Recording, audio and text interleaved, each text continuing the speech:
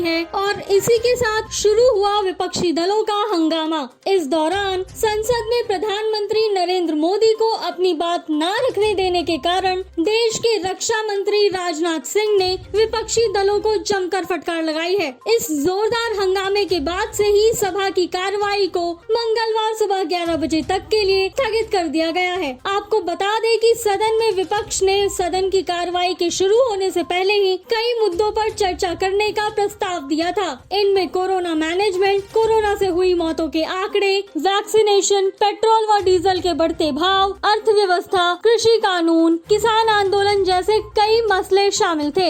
इसके अलावा मॉनसून सत्र से एक दिन पहले ही पेगासस हैकिंग के मामले ने सत्र को हंगामेदार बना दिया। इसी बीच सदन को संबोधित करते हुए प्रधानमंत्री नरेंद्र मोदी अपनी बात रखते हुए कहते हैं कि यदि कल शाम सभी नेता अपना थोड़ा समय निकालते हैं तो वे कोरोना संकट पर कुछ विस्तृत जानकारी साझा करना चाहेंगे। इसके साथ ही उन्होंने यह भी कहा कि कोरोना संकट पर सदन के साथ साथ बाहर भी वे इस विषय पर चर्चा करना चाहेंगे। साथ ही प्रधानमंत्री ने विपक्ष से तीखे सवाल करने के आग्रह के साथ सरकार के जवाब सुनने की भी क्षमता रखने को कहा। अपने संबोधन में पीएम मोदी कैबिनेट के विस्तार के दौरान नए मंत्रियों का स्वागत करते हुए उन्हें शपथ दिलाने की बात कर रहे थे। इसी बीच विपक्ष के अधीर रंजन चौधरी ने पेगासस सॉफ्टवेयर की मदद से फोन टैपिंग के मुद्दे को लेकर हंगामा खड़ा कर दिया। प्रधानमंत्री नरेंद्र मोदी की बात को इस तरह काटने की वजह से देश के रक्षा मंत्री राजनाथ सिंह ने विपक्ष को लताड़ा है।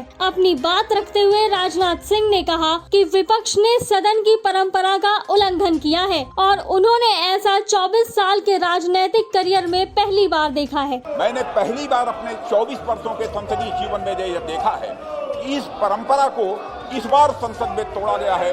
अध्यक्ष महोदय, मैं कहना चाहता हूं कि जो कुछ भी कांग्रेस ने किया है वह दुखद है, वह दुर्भाग्यपूर्ण है और साथ ही साथ यह अनहेल्दी अप्रोच है। यह कहते हुए मैं अपनी बात समाप्त करता हूं।